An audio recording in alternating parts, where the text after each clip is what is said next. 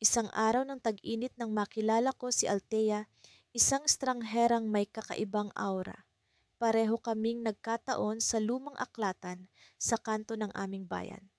Madalang ang mga bumibisita sa lugar na iyon, kaya't hindi ko inaasahang makakita ng ibang tao roon.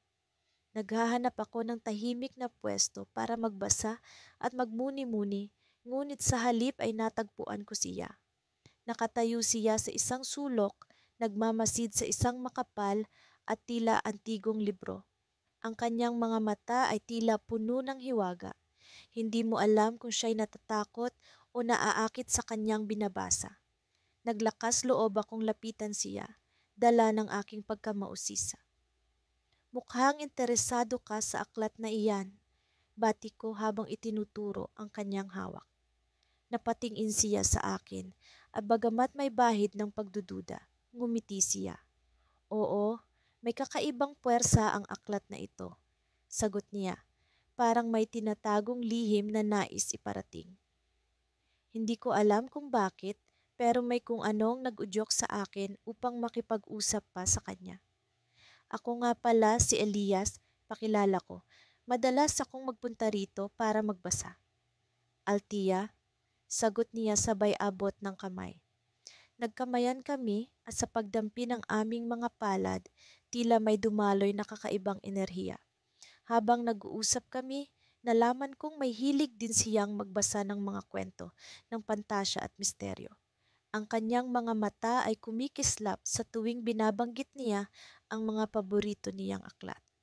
Hindi nagtagal, napagkasunduan naming buksan ang aklat na hawak niya at tuklasin ang nilalaman nito.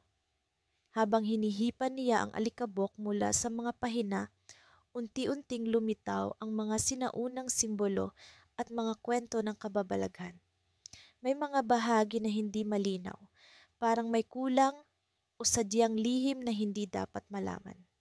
Ang bawat pahina ay may kakaibang init na tila may buhay ang bawat salita. Habang binabasa namin ito, biglang nagdilim ang paligid. Nagsimulang umikot ang hangin sa loob ng aklatan at ang mga ilaw ay tila naglalaro. Ang mga anino sa paligid ay tila sumasayaw, parang may sariling buhay. Si Altia ay napahigpit ang hawak sa aklat at hindi ko mapigilan ang kaba sa aking dibdib. Bakit ganito? Tanong ko, nanginginig ang boses. Hindi ko alam, sagot niya, pero parang ginising natin ang isang lumang puwersa. Sa gitna ng aming takot, naramdaman namin ang biglaang paggalaw ng mga pahina ng aklat. Parang may sariling isip, ito'y nagpatuloy sa pagbukas-bukas hanggang sa tumigil sa isang pahina na puno ng ilustrasyon ng isang kakaibang mundo. Doon ko napagtanto na may kakaibang bisa ang aklat na ito. Hindi ito basta-bastang babasahin. Isa itong susi sa isang hindi kilalang dimensyon. Ngunit bago pa man namin mapag-isipan kung ano ang susunod na hakbang, biglang nagningning ang pahina at isang malakas na ingay ang bumalot sa buong silid. Napatakip kami ng kamay sa aming mga tainga, ngunit tila walang silbi. Ang sigaw ng hangin ay parang bumubulong ng mga sinaunang salita, hindi maipaliwanag, ngunit puno ng kahulugan. Naramdaman ko ang isang malakas na puwersang humihigop sa amin papunta sa gitna ng aklat. Nakatingin kami ni Althea sa isa't isa, puno ng pangamba at pananabik. Alam naming may nagbabadyang mangyari, ngunit hindi namin alam kung ano. Sa kabila ng takot, naroon ang isang kakaibang pakiramdam ng pagtitiwala. Sa unang pagkakataon, sa kabila ng aming pagiging estranghero, naramdaman ko ang koneksyon namin na tila matagal nang nabuo. Biglang nagbago ang lahat. Ang mundo ay tila naglaho at kami nahulog sa isang hindi kilalang lugar. Sa pag-alis ko mula sa lumang silid-aklatan, hindi ko mapigilang pag-isipan ang kakaibang pangyayari kanina. Ang babae, si Elara, ay nagpakita ng interes sa parehong aklat na natagpuan ko. Isang aklat na tila puno ng misteryo. Kung hindi man, isang aklat na nag-ugnay sa amin sa paraang hindi ko maipaliwanag. Sa bawat pahina ay may mga salitang nagbubukas, ng isang mundo na hindi ko pa nakikita. At sa kanyang mga mata, nakita ko ang parehong pagkasabik. Pagdating ko sa bahay, agad kong binuklat ang aklat. Ang mga pahina nito ay tila lumilipad sa pagitan ng aking mga daliri. Bawat isa ay may kakaibang kasaysayan na nagkukwento ng mga sinaunang alamat at mga mahiwagang nilalang. Nakapagtataka ang dami ng mga simbolo at hindi pamilyar na wika na tila bumubuo ng isang lihim na mensahe. Ngunit ang tunay na tanong ay, ano ang kinalaman nito sa aming dalawa? Kinabukasan, nagpasya akong bumalik sa silid-aklatan. Sa aking paglalakad, pakiramdam ko ay may nakatingin sa akin. Hindi ko alam kung ako'y nag-iisip lamang o talagang may sumusubaybay sa akin. Agad kong naisip si Elara. May bahagi sa akin na umaasa na makikita ko siya muli upang maitanong kung ano ang alam niya tungkol sa aklat. At hindi nga ako nagkamali. Sa pagpasok ko, naroon siya, nakaupo sa isang sulok, hawak ang parehong aklat. Ikaw pala, bati niya sa akin, na tila hindi nagulat sa aking presensya. May alam ka na ba sa aklat? Tanong niya habang binubuklat ang mga pahina nito. Sa totoo lang, wala pa, sagot ko. Ngunit tila may kakaibang koneksyon tayo rito. Napangiti siya, isang nangiting may kasamang hiwaga. May lihim ang aklat na ito. Isang lihim na maaaring magbago sa ating buhay. Nagpatuloy kami sa pagbasa at sa bawat pahina ay tila nangungusap ang mga salitang nakasulat. Sinubukan naming isalin ang mga simbolo, ngunit tila kulang ang kaalaman namin. Hanggang sa mapansin namin ang isang piraso ng pergamino na nakasiksik sa likod ng aklat. Isa itong lumang mapa at sa gitna nito ay nakasulat ang salitang kalendor. Kalendor? Tanong ko. Tila pamilyar ngunit hindi ko mawari kung saan ko narinig. Tila isang lugar, sagot ni Elara, na maaaring magbigay liwanag sa misteryo ng aklat na ito. Nagdesisyon kaming hanapin ang lugar na iyon. Ngunit bago kami umalis, isang matandang lalaki ang lumapit sa amin. Siya ay may mahabang balbas at tila may alam sa aming ginagawa. Nagmula rin ako sa kalendor, sabi niya, at ang aklat na hawak ninyo ay may kapangyarihan na hindi ninyo inaasahan. Nagkatinginan kami ni Elara. Ano ang ibig mong sabihin? Tanong ko. Ang aklat ay may kakayahang magbukas ng daan sa mga sinaunang mundo. Paliwanag niya. Ngunit hindi ito basta-basta na nagagamit. Kailangang mag-ingat sapagkat ang bawat pagbukas ay may kapalit. Bago kami makapagtanong pa, bigla siyang nawala na parang bula. Ang silid-aklatan ay tila nag-iba, ang mga ilaw ay kumukurap, at ang hangin ay biglang lumamig. Sa aming paglalakbay, hindi ko na mapigilan ang bumuo ng mga tanong sa isipan ko. Sino si Elara? Bakit siya interesado sa aklat na ito? At anong uri ng kapangyarihan ang tinutukoy ng matandang lalaki? Sa gitna ng aming pag-uusap, napansin kong may kakaibang liwanag na lumalabas mula sa aklat. Ang mga simbolo ay nagsimulang kumislap at naramdaman ko ang pag-angat ng hangin sa paligid namin. Ano ito? Tanong ni Elara na may halong takot at pagtataka. Bigla kaming nakarinig ng tunog, isang tunog na tila nagmumula sa kaloob-looban ng lupa. Ang aklat ay bumukas ng kusa at sa harap namin ay may lumitaw na portal, isang pabilog na lagusan na puno ng mga bituin at liwanag.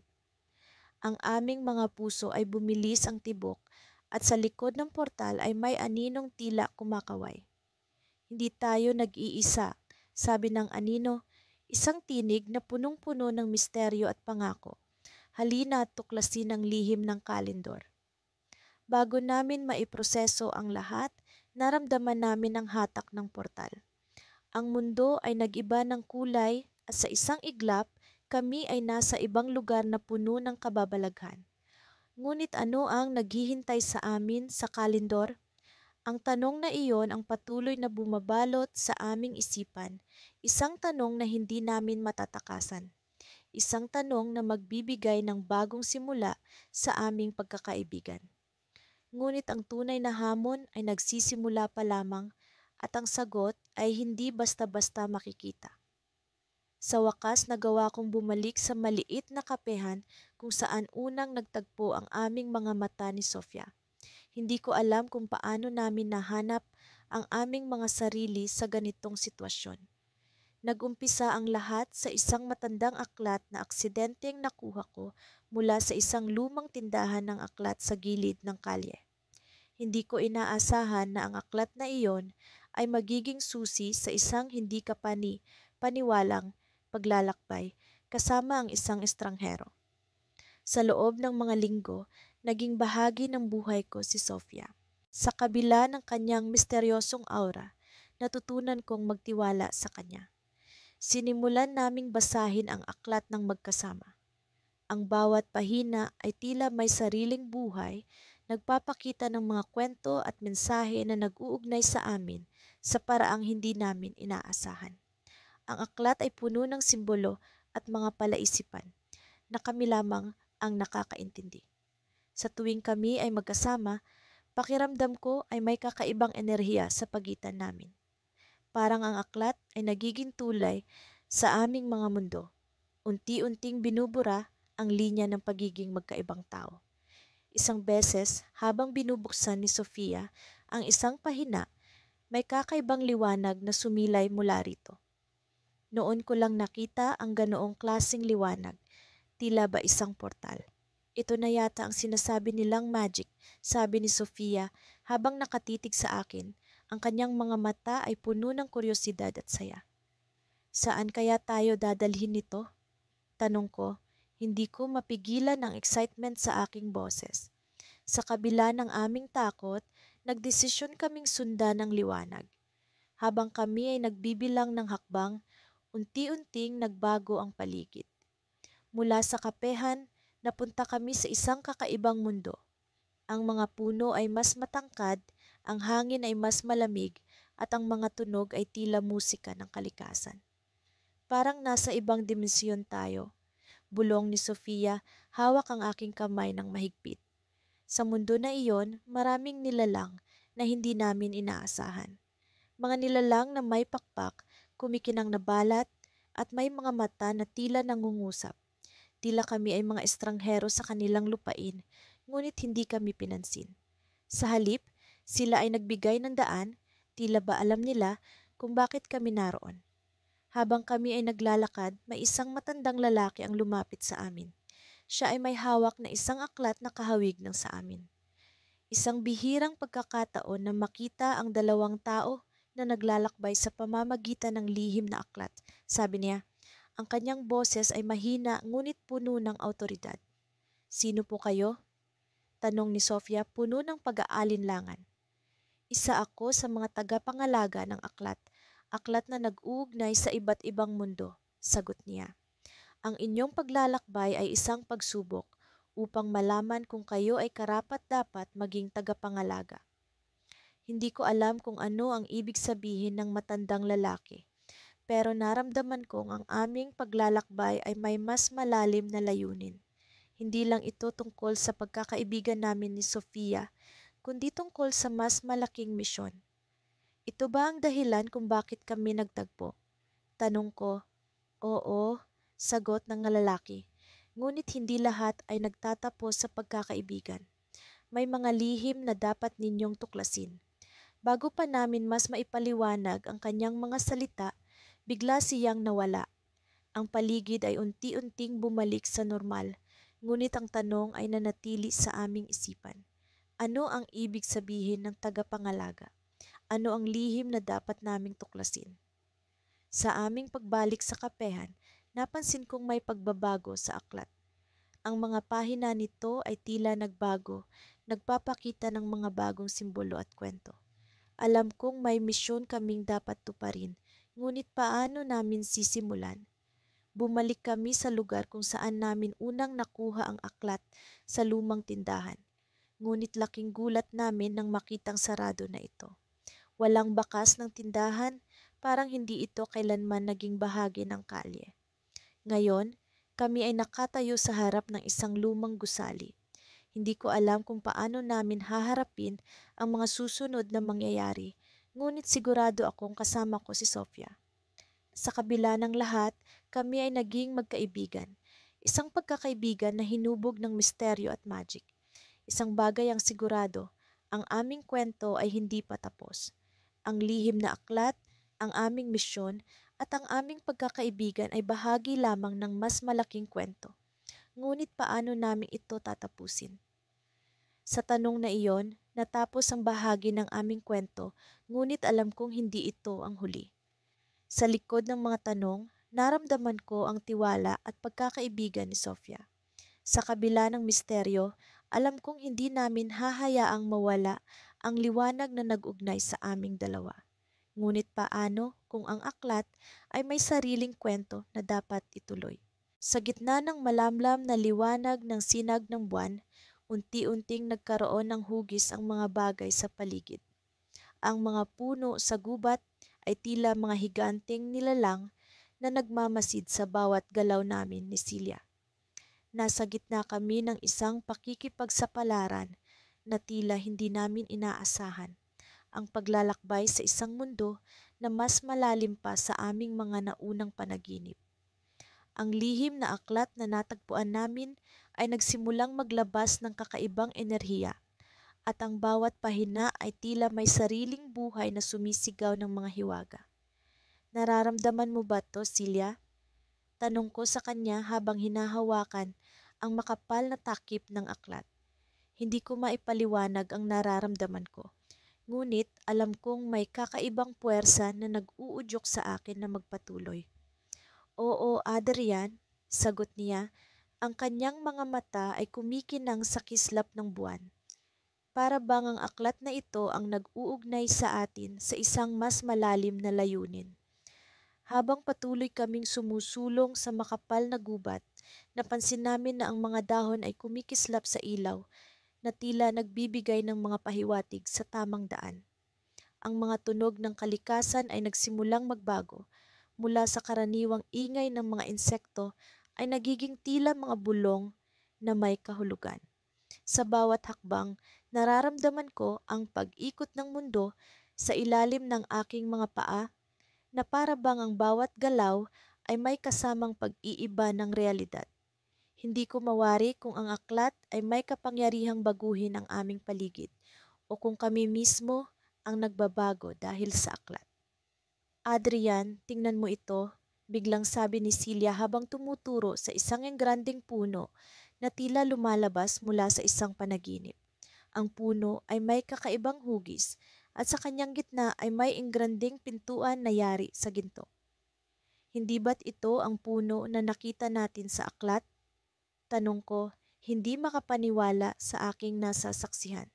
Ang puno ay eksaktong kapareho ng imahe na nasa isang pahina ng aklat, isang pahina na tila binuhay ng aming imahinasyon.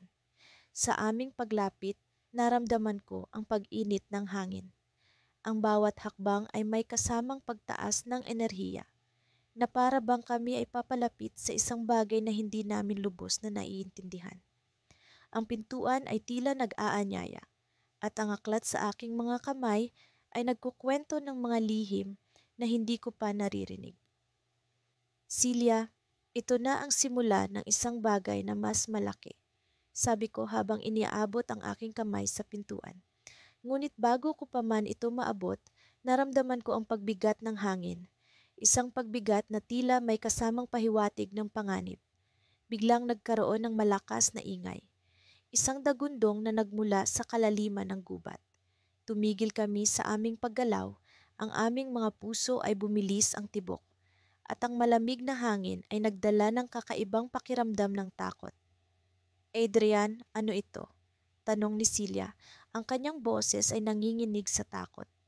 Ang dagundong ay patuloy na lumalakas at ang lupa ay nagsimulang umuga.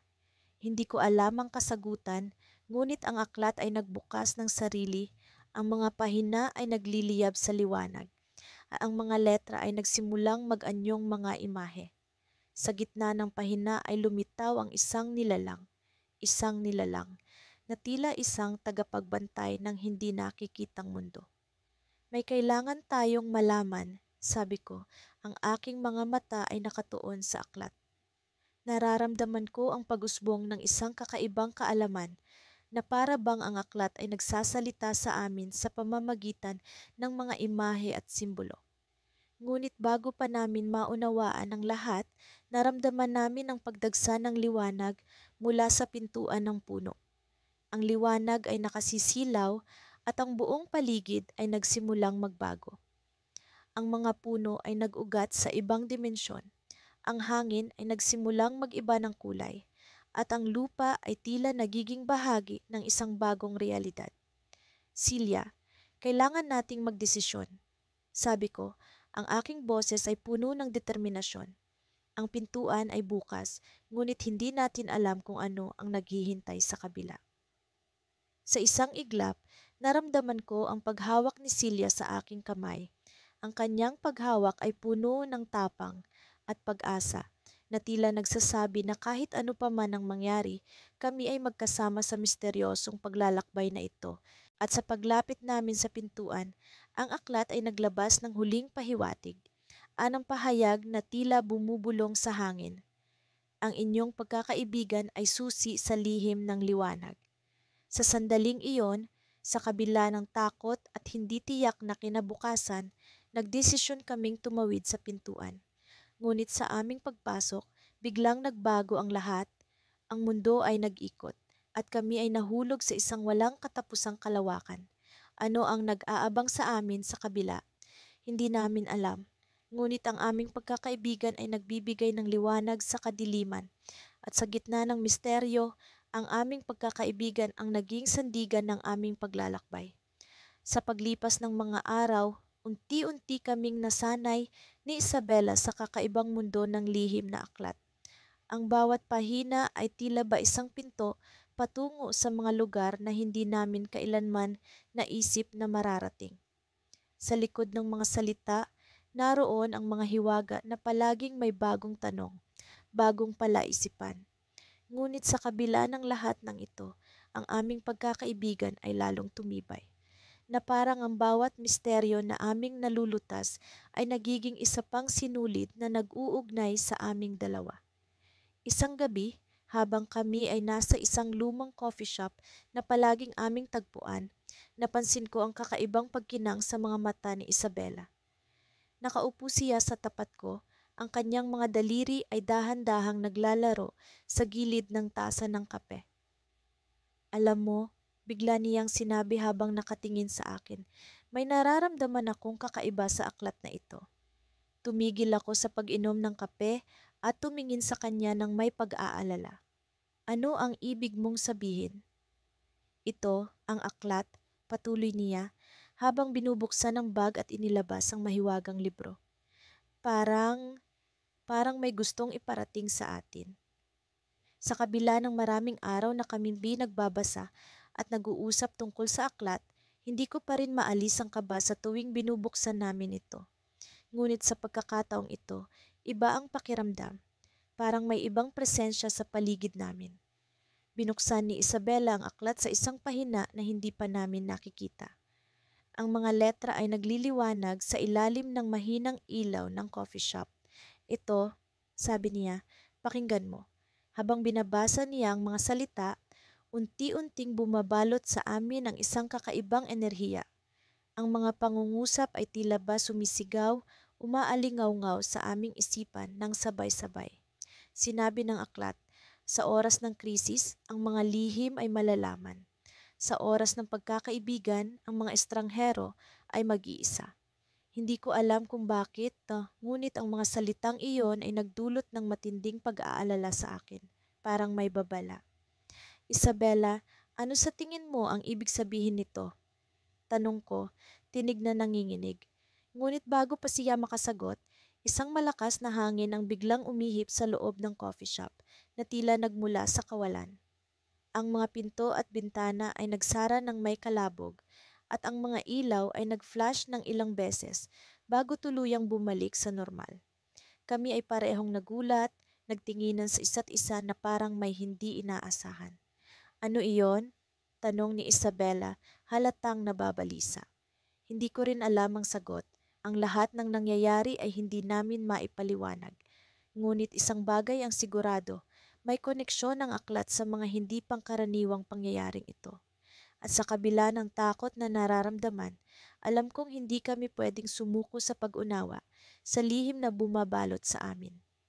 Nagdesisyon kaming ituloy ang pagbabasa kahit pa sa kabila ng pangamba na maaring may mas malalim pang misteryo ang naghihintay. Sa bawat pahina, ang mga salita ay nagiging mas makapangyarihan, mas misteryoso, na tila ba may sariling buhay. Hanggang sa umabot kami sa isang bahagi na tila ba nag-aanyaya sa amin na basahin ng mas malapit.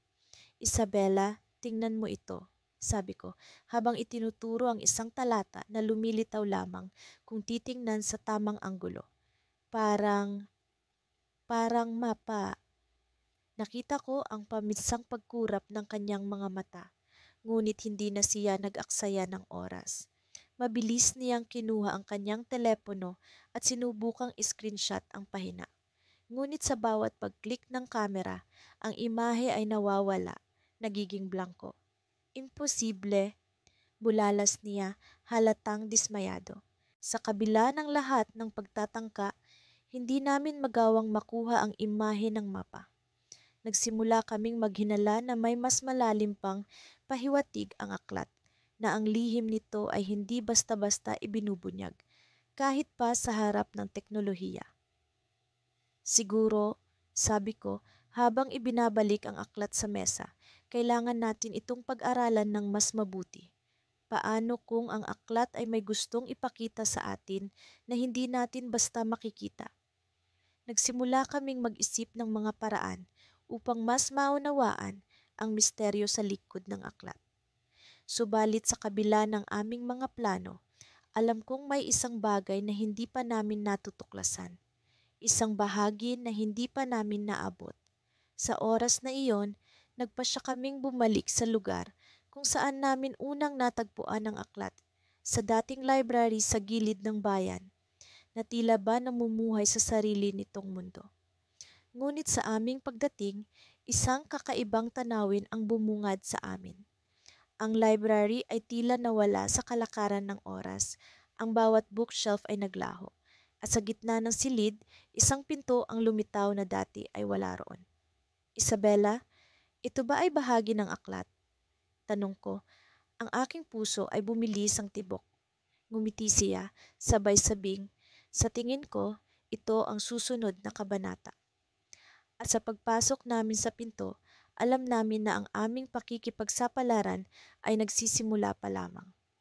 Sa kabila ng lahat ng nangyari, hindi ko pa rin maipaliwanag kung paano kami nagkakilala ni Elara. Ang mga pangyayari ay tila isinulat na ng kapalaran at ang bawat hakbang na ginagawa namin ay papalapit sa isang hindi maipaliwanag na layunin. Ang aming pagkikita sa lumang aklatan ay nagbukas ng pinto sa isang mundo na hindi ko inaasahang mararating. Isang umaga, habang kami ay nagkakape sa isang tahimik na sulok ng aming paboritong kapehan, bigla na lamang niyang inilabas ang aklat na unang nagdala sa amin sa aming kakaibang pagkakaibigan. Ang hitsura nito ay mas luma na kaysa sa dati at tila may mga pahinang naglaho. May napansin ka bang kakaiba, Aiden? Tanong niya sa akin habang ang kanyang mga mata ay nakatuon sa akin na para bang may nalalaman siyang lihim. Hindi ko alam, Elara. Mukhang mas maraming pahina ang nawala. Sagot ko habang sinisipat ang mga natitirang bahagi ng aklat. Sa isang iglap, parang may kumislap sa pagitan ng mga natitirang pahina, isang anino na gumagalaw sa ilalim ng tinta. Tila may buhay ang mga salitang nakasulat doon at ang pakiramdam ko ay parang may nais itong ipahayag sa amin. May isang bagay na kailangan mong malaman, sabi ni Elara habang isinari ang aklat na may pag-aalala sa kanyang mukha. Ang aklat na ito ay hindi ordinaryo. Hindi ito basta-basta aklat na natagpuan lamang sa isang lumang aklatan. May kwento ito na nauukol sa mga taong tulad natin.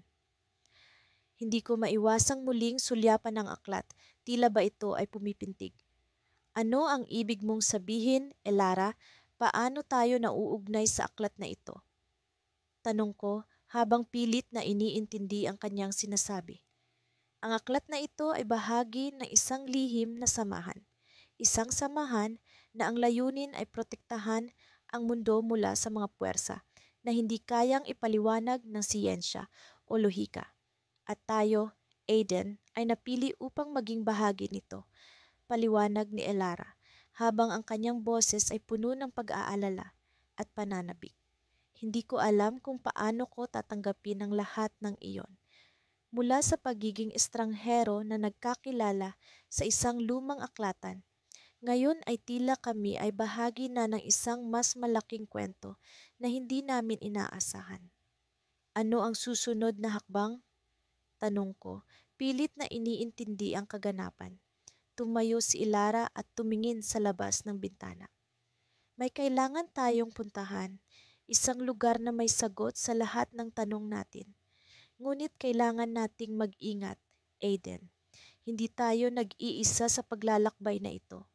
May mga taong nais na makuha ang aklat na ito para sa kanilang pansariling kapakinabangan. Sabi niya, puno ng determinasyon sa kanyang boses. Sa puntong iyon, hindi ko na alam kung ano ang dapat kong maramdaman. Ang excitement ay nahahaluan ng takot, ngunit alam kong kailangan kong magtiwala kay Elara. Siya lamang ang may alam sa tunay na halaga ng aklat at sa aming misyon. Sige, handa na ako. Sabihin mo kung saan tayo pupunta, sagot ko, habang tinatanggap ang bagong papel na ginagampanan namin sa kwentong ito. Habang kami ay naglalakad palabas ng kapehan, pakiramdam ko ay may mga mata na nakatingin sa amin. Isang malamig na hangin ang dumaan na tila baga may dala itong babala. May susunod sa atin, bulong ni Elara, na mas lalong nagpaigting sa aking kaba. Nagdesisyon kaming maglakbay patungo sa isang lugar na sinabi ni Elara na puno ng kasaysayan at misteryo. Isang lumang kastilyo na matatagpuan sa gilid ng isang bundok kung saan ang mga lihim ng nakaraan ay nakatago sa likod ng mga pader nito. Habang kami ay papalapit, naramdaman ko ang bigat ng responsibilidad sa aking balikat. Ang aklat ay tila nagiging mas mabigat na para bang ito ay puno ng mga kwento na nais nitong ibahagi. Pagdating namin sa kastilyo, bumungad sa amin ang isang tanawin na puno ng kagandahan at misteryo. Ang mga lumang pader ay puno ng mga ukit na tila nagsasalaysay ng kasaysayan ng mga sinaunang bayani at kontrabida. Sa gitna ng silid, may isang altar na puno ng mga lumang simbolo. Narito na tayo, sabi ni Elara habang inilalapag ang aklat sa altar. Ito ang lugar kung saan ang aklat ay dapat na ilagay. Ngunit kailangan nating mag-ingat, Aiden. Ang mga lihim na nakatago sa kastilyong ito ay maaaring magdala sa atin sa isang panibagong kabanata ng ating buhay. Sa sandaling iyon, isang tunog ang umalingaw-ngaw sa paligid na para bang may bumukas na bagong daigdig. Ang mga pader ng kastilyo ay tila nagbago at sa aming harapan ay bumungad ang isang portal na puno ng liwanag. Ito na ang panahon para sa bagong paglalakbay, sabi ni Elara habang hawak ang aking kamay. Ngunit bago namin maipasok ang aklat sa portal, isang boses ang pumigil sa amin. Hindi kayo dapat narito, sabi ng boses na puno ng galit at pagtataka. Sa aming likuran ay isang figura na hindi namin inaasahang makikita. Isang taong tila mula sa ibang panahon na may mga mata na puno ng lihim. Nagkatinginan kami ni Elara habang ang figura ay naglalakad papalapit sa amin. Sa puntong iyon, alam kong hindi ko na maibabalik ang dati kong buhay. Kami ay nasa gitna ng isang kwento na puno ng misteryo at ang paglalakbay na ito ay magsisimula pa lamang. Sa madilim na sulok ng aklatan, naroon kami ni Elena, mga estrangherong nagkatagpo dahil sa isang lumang aklat na tila puno ng misteryo. Ang bawat pahina nito ay may mga simbolo at guhit na hindi ko mawari, ngunit tila may lihim na kapangyarihan na pumipilit sa aming tuklasin ang katotohanan. Nakaupo kami sa sahig, ang lampara ay nagbibigay liwanag sa bawat galaw ng aming mga kamay habang maingat na binubuklat ang mga pahina. Ang mga simbolo na ito tila pamilyar. Bulong ni Elena habang sinisiyasat ang aklat. Ang kanyang mga mata ay puno ng pag-iisip at sa tuwing naririnig ko ang kanyang tinig, nararamdaman ko ang isang koneksyon na hindi ko maipaliwanag. Parang may ugnayan kami na higit pa sa pagkakaibigan. Nang nagpakita ang unang palatandaan, isang kakaibang titig ng liwanag ang bumalot sa paligid. Ang mga simbolo sa aklat ay tila umangat mula sa mga pahina at ang hangin ay naging malamig. Nakaramdam ako ng takot, ngunit sa kabila nito, may bahagi sa akin na nasasabik. Ang misteryo ay unti-unting nagbubukas at kami ni Elena ang susi. Nararamdaman mo ba iyon? Tanong ko, pilit na pinipigilan ng panginginig ng aking boses. Oo, parang may kakaibang enerhiya, sagot ni Elena. Ang kanyang mga mata ay nagliliwanag sa pagtataka at pagkamangha. Baka ang aklat na ito ay hindi lamang para sa atin, kundi para sa mundo. Habang patuloy naming inaaral ang aklat, may mga imahe ng mga lugar na hindi ko pa nakikita. Mga sinaunang lungsod, mga bundok na sinlaki ng ulap, at mga dagat na nagngangalit. Ang mga ito ay tila nagkukwento ng isang daigdig na ibang-iba sa aming kinagisnan. Ang aklat na ito ay hindi lamang isang piraso ng kasaysayan. Ito ay pinto patungo sa isang mundo ng mahika at hiwaga. Hindi naglaon, natagpuan namin ang isang pahina na tila nalalapit na sa wakas. May isang guhit ng isang pinto at sa ilalim nito ay may mga salitang nakasulat sa wika na hindi namin alam. Ngunit tila may isang puwersa, isang bulong sa hangin na nagtuturo sa amin kung paano ito basahin. Nararapat lamang na ang mga estranghero ang makatagpo ng pinto ng mga lihim. Sabi ni Elena, ang kanyang boses ay puno ng determinasyon. Siguro, tayo ang mga pinili. Nagkatinginan kami at sa sandaling iyon, alam ko na kahit ano pa man ang mangyayari, hindi namin ito tatahakin ng mag-isa. Ang aklat na ito ay naging tulay ng aming pagkakaibigan at ang bawat misteryo na natutuklasan namin ay nagpapatibay sa aming ugnayan. Ngunit sa dulo ng pahina, may isang babala, isang mensahe na nagbigay ng malamig na hangin sa aking puso. Ang pinto ay magbubukas, ngunit ang daan ay puno ng panganib. Ang sinumang maglakbay ay maaaring hindi na makabalik. Sa isang iglap, ang liwanag ay dumilim at ang mga pader ng aklatan ay nagsimulang magbago. Ang mga libro ay naglaho at kami ni Elena ay natagpuan ang aming mga sarili sa isang lugar na hindi namin kilala. Ang paligid ay puno ng mga puno na mistulang gawa sa mga anino at ang langit ay nagngangalit na puno ng mga bituin na hindi kumikislap. Nasaan tayo? Tanong ni Elena. Ang kanyang tinig ay puno ng pag-aalala. Hindi ko alam ang sagot, ngunit naramdaman ko ang aklat sa aking kamay na nagbigay ng init at lakas. Hindi ko alam, ngunit siguro ito ang simula ng bagong paglalakbay. Sa kabila ng takot, may bahagi sa akin na nasasabik sa kung ano ang susunod. Ang aklat na ito ay humantong sa amin sa hindi inaasahang landas at sa kabila ng panganib, alam ko na ang bawat hakbang ay bahagi ng aming kwento. Ngunit sa likod ng aming kaisipan, naroon ang tanong, ano ang naghihintay sa amin sa dulo ng daang ito? At kung ito nga ang wakas, handa ba kaming harapin ito?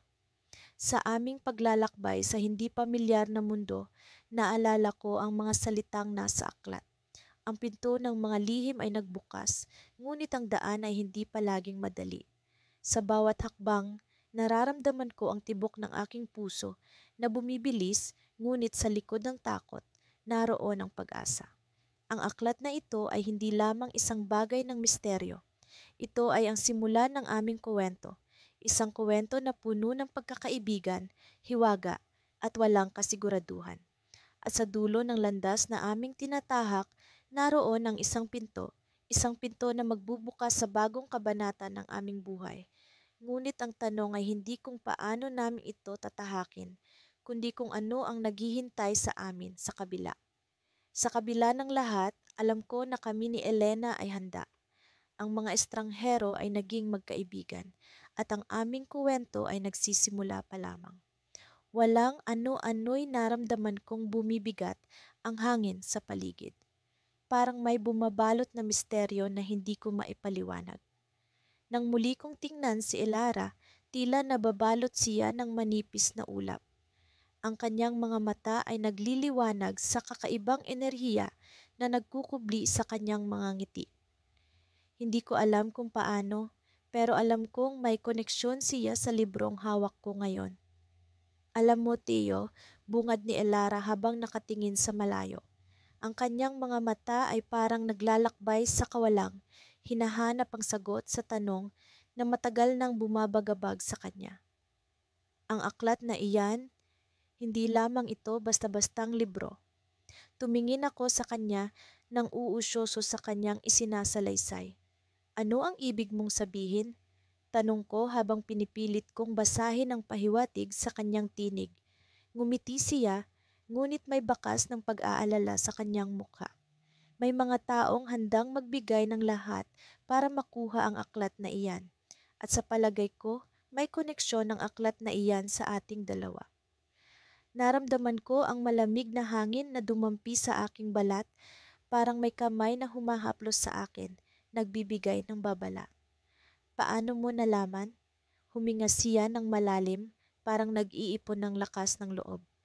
Nang makita ko ang aklat na iyon sa antique shop, may kakaibang pakiramdam akong naramdaman. Parang may kurot sa puso ko na nagsasabing ito ang simula ng isang kakaibang paglalakbay. At nang makita kita, hindi ko maikakailang ikaw ang susi sa kung anuman ang misteryo sa likod ng aklat na ito. Napabuntong hininga ako.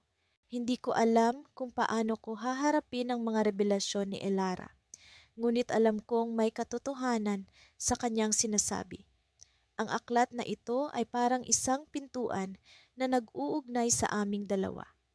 At sa kabila ng aming pagiging estranghero, pakiramdam ko'y matagal na naming kilala ang isa't isa. Sigurado ka ba sa iyong sinasabi? Tanong ko, pilit na inuunawa ang kakatwang sitwasyong kinasadlakan namin. Tumango siya, walang alinlangan. O, Tio, ang aklat na iyan ay may mga lihim na hindi natin lubusang mauunawaan. Ngunit alam kong tayo ang susi sa misteryong iyon. Nagpatuloy kami sa pag-uusap habang unti-unting bumabalot ang dilim sa paligid. Ang mga bituin ay nagsimulang kumislap sa kalangitan, waring nakikiusyoso sa aming pag-usisa sa mga lihim ng mundo. Ano ang gagawin natin ngayon? Tanong ko kay Elara. May 100, sagot niya, ang kanyang tinig ay puno ng determinasyon. Ngunit kailangan nating maging handa sa kung anuman ang maaaring mangyari. Ang aklat na ito ay magdadala sa atin sa landas na hindi natin inaasahan. Sa paglipas ng oras, unti-unting bumabalot ang katahimikan. Tila may mga mata na nagmamasid sa amin, mga mata na nagtatago sa dilim. Sinimulan naming pag-aralan ang nilalaman ng aklat, mga pahina na puno ng mga simbolo at sulat na hindi namin maunawaan. Ngunit sa kabila ng pagkalito, alam kong may puwersang nagtutulak sa amin na ipagpatuloy ang aming paglalakbay. At kung hindi natin matagpuan ang sagot, tanong ko, ang tinig ko'y puno ng pag-aalala. Kung hindi natin matagpuan ang sagot, tugon ni Elara, ay magpapatuloy tayo sa paghahanap. Sapagkat ang misteryong ito ay hindi lamang tungkol sa aklat, kundi tungkol sa kung paano natin matutuklasan ang ating mga sarili. Sa mga sandaling iyon, naisip ko na marahil ay tama si Elara. Ang paglalakbay na ito ay hindi lamang tungkol sa aklat, kundi tungkol sa aming pagkakaibigan. Sa aming pagkakaiba, natuklasan namin ang mga bagay na hindi namin inaasahan. Ang lakas ng pagtitiwala, ang halaga ng pagkakaibigan, at ang kagandahan ng misteryo. Ngunit sa kabila ng lahat, may bumabagabag pa rin sa akin. May isang tanong na hindi ko pa rin masagot, isang tanong na patuloy na humahabol sa akin. At bago ko pa man ito maisalita, naramdaman ko ang biglang pag-ikot ng hangin, parang may puwersang humihilas sa akin palayo. Nang lingunin ko si Elara, nakita ko ang kanyang mata na puno ng takot. "Tiyo," sigaw niya, ngunit huli na ang lahat. Ang paligid ay biglang nagbago. Ang mundo ay naging isang kaleidoscope ng kulay at ako'y nilamon ng kawalan. Sa huling sandali, nakita ko ang aklat na kumikinang, waring may buhay na nag-aanyaya sa akin sa mundo na puno ng misteryo. At doon, sa mga huling sandali ng aming pag-uusap, naramdaman ko ang isang puwersa na nag-uugnay sa amin ni Elara. Isang puwersa na hindi nakikita, ngunit alam kong totoo. Sa kabila ng aming pagiging estranghero, alam kong kami ay pinagtagpo hindi lamang ng pagkakataon, kundi ng tadhana. Nawala ako sa mundo na puno ng kulay, ngunit sa aking puso, naroon ang pag-asang muli kong makikita si Elara. At ang aklat, ang misteryosong aklat, ay nagbigay ng isa pang tanong. Ano ang tunay na lihim na nag-uugnay sa aming dalawa? Sa loob ng lumang silid-aklatan na ito na tila nakakubli mula sa modernong mundo, kami ni Elara ay nakatayo sa harap ng isang istante na puno ng mga aklat na tila mga relik mula sa nakaraan. Ang bawat libro ay may kakibang alindog, ngunit ang isa sa mga ito ay tila umaakit sa amin ng higit pa sa iba. Ito ang aklat na unang nagdala sa amin dito, ang misteryosong librong puno ng lihim na mga mensahe at simbolo. Nagsimula ang lahat sa isang hindi inaasahang pagkakataon. Pareho kaming naglalakad sa makipot na daan ng bayan nang makatagpo ko si Elara. Ang kanyang mata ay tila puno ng tanong at kawalang katiyakan, habang ako naman ay dala ang isang mailap na interes sa lumang mundo ng kaalaman. Pareho kaming estranghero sa isa't isa, ngunit ang aklat na iyon ay nagbigay daan sa aming pagkakaibigan. Ngayon, narito na kami sa silid-aklatan, pinag-aaralan ng bawat pahina ng mahiwagang aklat na tila may sariling buhay. Ang mga simbolo at mensahe ay lumilitaw sa iba't ibang anyo sa bawat pagbuklat, at unti-unting nagiging malinaw ang kanilang kahulugan. Ang mga ito ay tila gabay, patungo sa isang lugar na hindi pa namin nauunawaan. Isang lugar na maaaring magbigay linaw sa misteryo ng aming pagkakatagpo. Elara, tingnan mo ito. Ani ko habang itinuturo ang isang pahina kung saan naroon ang isang mapa na puno ng kakaibang mga marka. Tila ito ay may palatandaan patungo sa isang lugar na hindi nakatala sa mga normal na mapa. Lumapit si Elara sa akin. Ang kanyang mga mata ay puno ng pagtataka at pag-aalala. Sa tingin mo ba ito ang susi sa mga tanong natin? Tanong niya. Nagkibit balikat ako, ngunit may isang bahagi ng aking isipan ang tila nagsasabing ito na nga ang simula ng mga kasagutan. Hindi natin malalaman hanggat hindi natin sinusubukan, ngunit kailangan nating maging handa sa anumang maaaring mangyari. Habang patuloy kaming nag-aaral ng mapa, may nabuksang pinto sa likuran ng silid-aklatan. Isang malamig na hangin ang sumalubong sa amin, dala ang kakaibang amoy ng lumang papel at tinta. Sa loob ng pinto, isang hagdanan ang bumababa patungo sa kadiliman. Hindi ko alam kung ano ang nagtulak sa akin upang bumaba sa hagdanan, ngunit naramdaman kong kailangan kong sundan ang bulong ng hangin. Si Elara, sa kabila ng kanyang alinlangan, ay sumunod sa akin. Ang aming mga hakbang ay nag-etso sa bawat pag-apak. Tila pinapatalas ang aming pandinig sa bawat tunog. Sa dulo ng hagdanan, isang maliit na silid ang nag-aabang, puno ng iba't ibang kagamitan at kasangkapan na tila mula pa sa mga naunang siglo. Sa gitna ng silid, may isang mesa na puno ng mga papel at sulat na tila minadali ang pagsulat. Isa sa mga papel ang agad na kumuha ng aking pansin. Isang liham na may salitang babala sa unang linya. Elara, mukhang may iniwan silang mensahe para sa atin, sabi ko habang binabasa ang sulat. Ang mga salitang nakasulat ay tila nagbibigay ng babala tungkol sa panganib na dulot ng aklat at ang kapangyarihang taglay nito na maaaring makapagpabago sa takbo ng aming kapalaran. Sa gitna ng aming pag-aaral sa sulat, naramdaman ko ang kakaibang panginginig sa mesa.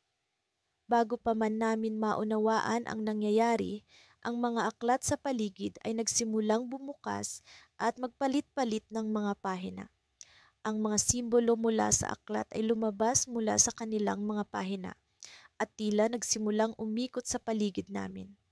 Elara, kailangan nating umalis dito, sigaw ko habang hinahatak siya palabas ng silid. Ngunit bago pa man kami makalabas, isang liwanag ang bumalot sa buong silid at naramdaman ko ang kakaibang enerhiya na tila nagmumula sa aklat. Sa isang iglap, ang silid ay naglaho at kami ay nakatayo sa isang kakaibang mundo. Isang mundo na hindi namin inaasahan. Ang mga simbolo ay naging bahagi ng tanawin at ang hangin ay puno ng mga bulong ng mga nakaraang panahon. Sa gitna ng aming pagtataka, isang figura ang lumitaw mula sa liwanag. Ang figura ay tila pamilyar, ngunit hindi ko matukoy kung saan ko ito nakita. Sa kanyang mga mata ay naroon ang mga sagot sa aming mga tanong at sa kanyang tinig ay naroon ang susi sa aming kapalaran. Ngunit bago pa man kami makapagtanong, bigla itong naglaho. Iniwan kami sa gitna ng kakaibang mundo na puno ng misteryo at pag-asa. Ano nga ba ang susunod na mangyayari? Sa isang iglap, ang aming pagkakaibigan ay nagkaroon ng bagong kahulugan. Isa itong simula ng isang hindi inaasahang paglalakbay na puno ng mga lihim na naghihintay na matuklasan. Sa bawat yapak ko sa lumang kahoy na sahig ng aklatan, nararamdaman ko ang kabog ng aking dibdib. Hindi ko alam kung ito'y dahil sa kaba o sa excitement ng muling pagpasok sa isang mundo na tila isang pangarap. Kasama ko si Elara, ang babaeng estranghero na naging kaibigan ko dahil sa isang lihim na aklat. Sino ang mag-aakala na ang simpleng pagkikita namin sa isang sulok ng aklatan ay magdadala sa amin sa kakaibang paglalakbay? Nang una kong makita si Elara, siya ay nakayuko sa isang lumang lamesa, abala sa pagtuklas ng mga salin ng simbolo sa aklat na tila ba may sariling buhay. Ang aklat na iyon na aming natagpuan na puno ng mahiwagang simbolo at susi sa mga mundo na hindi namin alam na umiiral ay naging dahilan ng hindi inaasahang pagkakaibigan namin. Sa aming mga pag-uusap, natuklasan namin na pareho kaming may pagkahilig sa mga misteryo at pantasya, bagay na nagdala sa amin sa mas malalim na pag-unawa sa aklat. Ngayon, sa ikasampung yugto ng aming pakikipagsapalaran, narito kami muli sa aklatan. Ang katahimikan ay tila naghahari sa bawat sulok. Ang mga lumang aklat ay nakahilera sa mga estante, nagsisilbing saksi sa mga kwento ng nakaraan. Ngunit ang aklat na aming hinahanap ay wala sa mga estanteng iyon. Ito'y nasa isang mahiwagang silid na natuklasan namin ilang linggo na ang nakalilipas. Ang silid na iyon ay tila ba may sariling kapangyarihan na nagtatago sa mga lihim na hindi basta-basta makikita ng sinuman. Handa ka na ba? Tanong ni Elara habang binubuksan niya ang pinto patungo sa silid. Ang kanyang mga mata ay kumikislap, puno ng determinasyon. Sumagot ako ng isang simpleng tango, ngunit sa loob ko ay naglalaban ang takot at excitement. Pagpasok namin, agad na bumungad ang kakaibang liwanag na nagmumula sa aklat. Ang mga simbolo ay kumikinang, tila ba mayroong sariling buhay. Nilapitan namin ito sabay at sa sandaling iyon, naramdaman ko ang koneksyon namin sa aklat at sa isa't isa.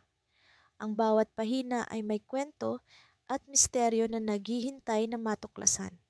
Habang binubuksan ni Elara ang susunod na pahina, naramdaman ko ang pag-ikot ng paligid at kami tila ba hinihigop ng isang puwersa na hindi nakikita.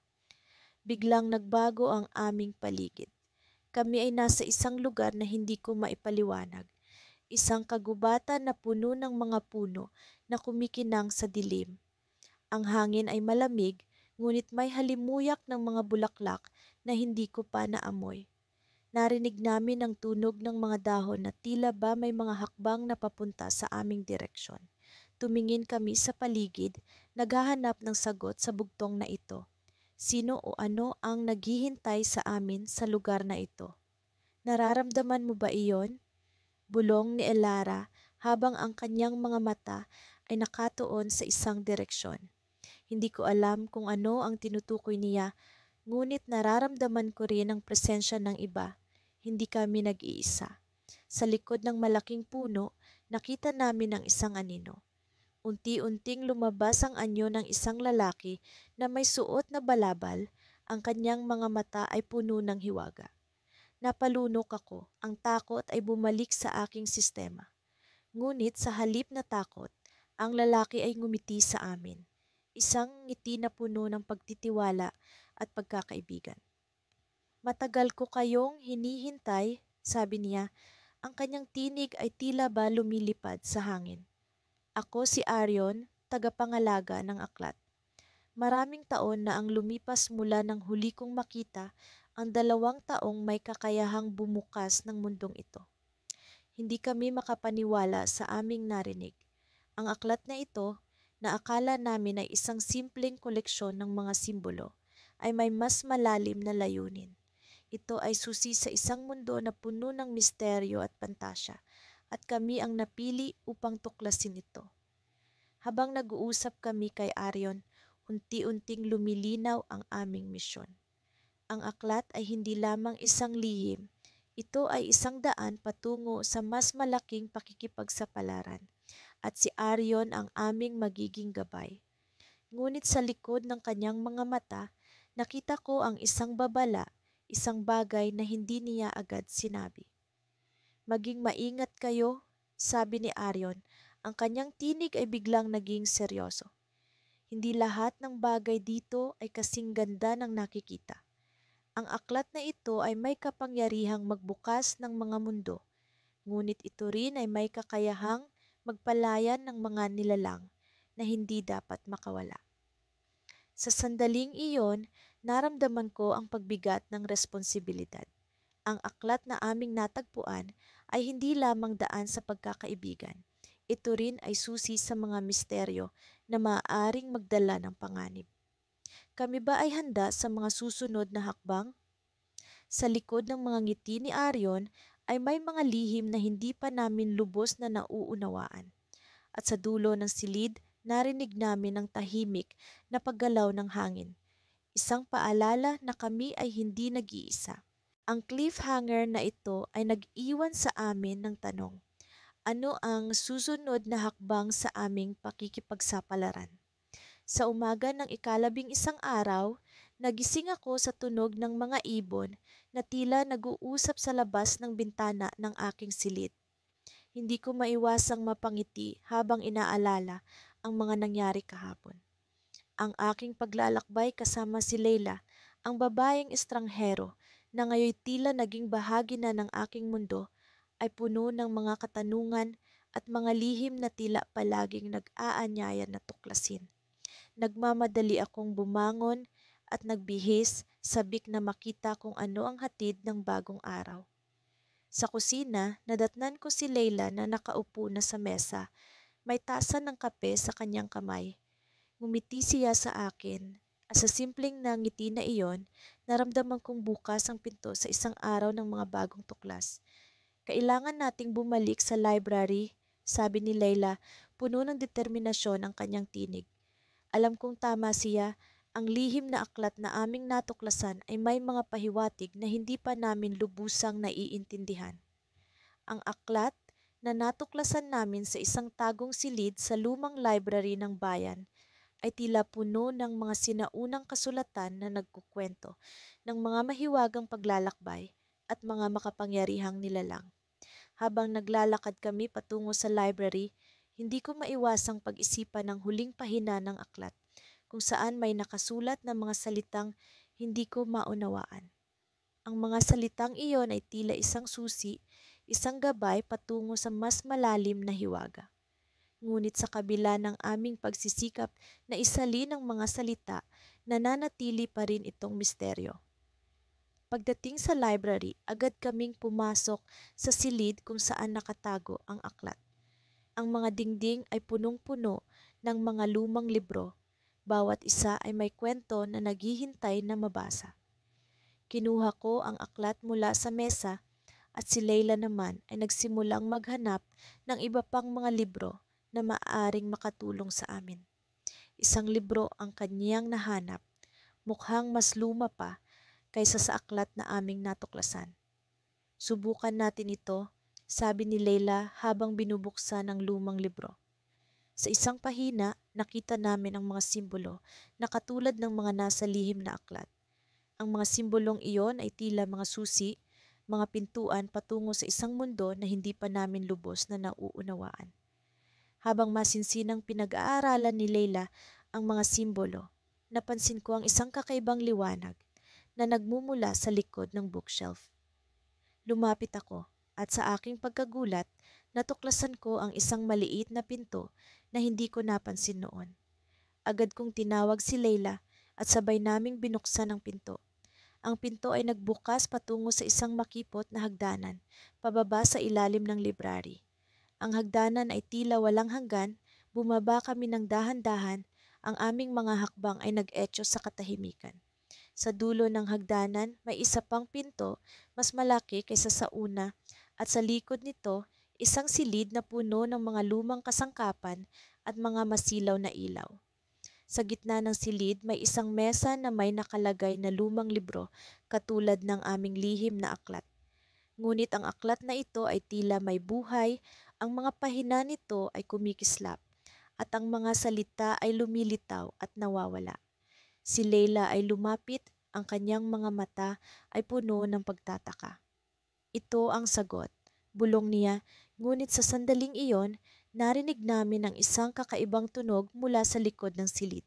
Isang figura, isang anino, lumitaw mula sa dilim.